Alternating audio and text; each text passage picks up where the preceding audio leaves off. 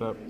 Oh no, it started. That's okay. I'll just edit it out. But just keep it on me, and we'll be good. Also, pay attention at the same time. All right. Okay. All right, guys. So we're all done in class work time on your distorted pictures and your distorted portraits. So we're going to start your next project, which I wrote for you guys. And I've been watching you guys since the beginning of the school year. And I noticed you guys are really good at the what when it comes to your projects, right? And the how. You know what you're doing, you know what you're using, you know how you're going to do it, whether it's with pencil, watercolor, or just any art medium in general, and you know what you're drawing. But you guys don't really focus on why you're doing it. And that's what this whole project's going to be about. So much so, I want you to just focus on so much on the why that I'm not going to grade your final project. The final piece is going to be graded. What I am going to grade you on is class participation, class discussion participation, and material exploration. So how far you push the materials that we're going to use. And at the end of this project, which is only on Thursday, you have a week to do this, we're going to present these and you're going to explain why you did what you did. If you can explain that well, then you're going to get an A. And you're going to have a good piece regardless. It doesn't matter, you know, what it looks like, but it'll be good because you did all the other stuff. So that being said, we're going to start with a Greek history lesson.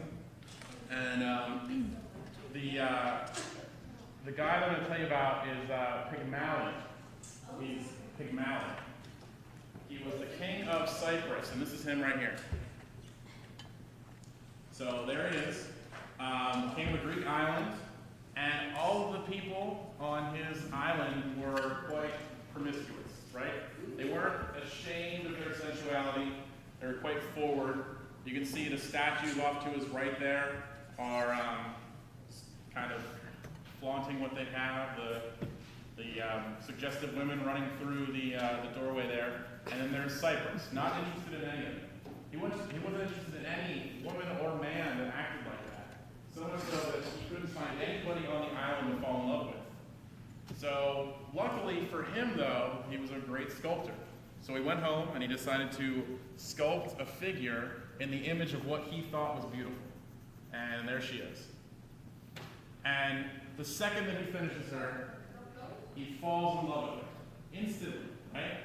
He's afraid to touch her. He has this boyish shyness about her as soon as he sees her. And of course, she's still just a statue. So he falls in love with her, but you know, he's there. He's still kind of sad because he doesn't have anybody, even though he has this sculpture. And for a while, he's like that. And then eventually, the feast for Aphrodite comes along. Everybody's gallivanting along the island, and he sneaks into Aphrodite's temple. And he asks her for a wife in the image of the statue that he created. Well, whenever he leaves the temple and he's on his way home, Aphrodite sneaks into his house, and she does the next best thing, which is bring the statue to life. Her name's Galatia. And instantly, you know, she's actually right there kind of shocked that she's been turned into life because she was a statue before then. I think I would be too if I just suddenly became real. But there she is. And if you notice all the points before this, that's okay. She's very shy in her nudity, almost ashamed. She's, you know, very inward. And then here, the next image, he comes home, Pygmalion, and finds his lovely statue to be alive. Now, most Greek myths end in this like weird double-edged sword sort of thing where she's alive, but she also likes to eat faces or something. But not in this case. They end up having 2 children and living happily ever after.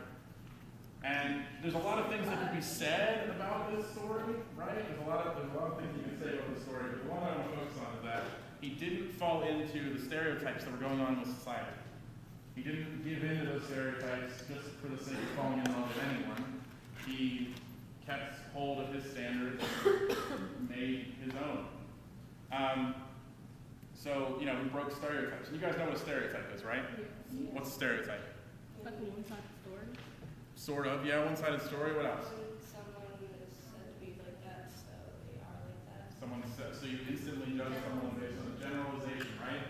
So, and stereotypes are about anything. They're about race, they're about gender, they're about sexuality, they're about just about anything. And you guys use them all the time, and they're used on you all the time, and they're good and they're bad, depending on what they are. lot of them come through mass media and advertising, right? You guys see it in magazines, on television, and movies. There's all of this stuff that you're told to be, that you're told to do, that you're told to look like, and that might not necessarily be what you're into. So this next guy, his name is Robert Colescott. This is his painting, and he was an African American painter in the early 20th century, and here he changed a lot of the imagery that he saw in his life that was told to be beautiful, and turned it into what he thought was beautiful. Do you guys recognize that statue up in the top left there? Yeah. You guys know what that's called? It's Venus de Milo. It's this. This is a, well, it's not, this isn't the real one. The real one's in France. A little bigger. And she might be, but that wasn't, yeah. The real one's in the Louvre in France. I know that She's from Ninja huge. Turtles. She's also very white. About as white as can be, even in the face, right? That statue does not represent a tall white woman, right? What it looks, it's dark skin tone. She's thicker. She has an African-looking face, right? What about the top right? Do you guys recognize who that is? That's it's not the real Mona Lisa, right? She's a little different. It's the black Mona Lisa. So he was taking these stereotypical images that he's seen of white women over and over again, white men too, and broke them. And he was frustrated being an African American, and he changed those images into what he thought was beautiful. So that's what I want you guys to do. What we're going to do is we're going to find images from magazines, from the internet, from screen caps of movies, and you guys are going to make a collage of these images of these stereotypes that you've seen, and then we're going to paint over top of them, and you're going to edit them and recreate them into what you think is beautiful, what you think you want, and you're going to make your Pygmalion painting. You're going to make your statue. Okay? So I have some examples of some mixed media projects up here, just to give you some quick ideas. That guy is Zach Welch. He's a collage artist, and some of his eyes he uses are photographic, and then he paints on and around them. He's also got some newspaper and magazine clippings in there. The computer screen is a little bit better contrast. The next one I like even more.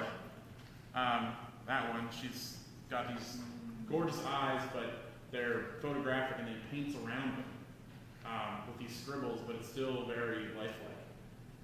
So I like that one. The next one is Rebecca Kruger.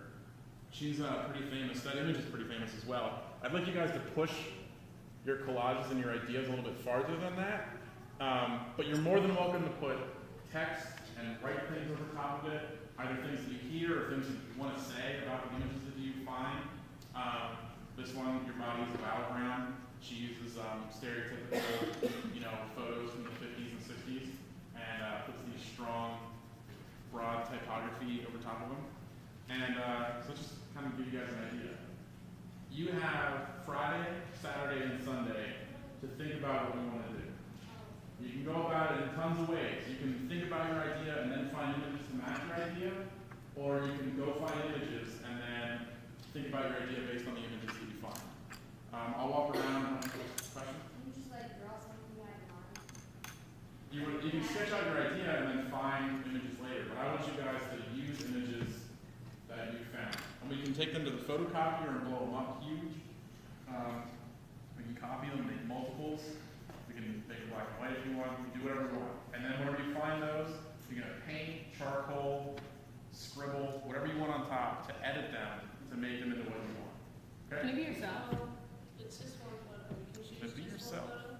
It can be multiple photos. Can it just be one though? It can just be one. But you kind of probably want to fill up your whole composition. You want to so if you do, you want to blow it up big. And then you have more room How to work. big is our? As big as you want. This is really up to you guys. We can use watercolor paper that we can cut down pretty small. Some people are using those sheets of cardboard up there to go really big. But it's entirely up to you. Just remember that the big grade is on Thursday when you explain why you did what you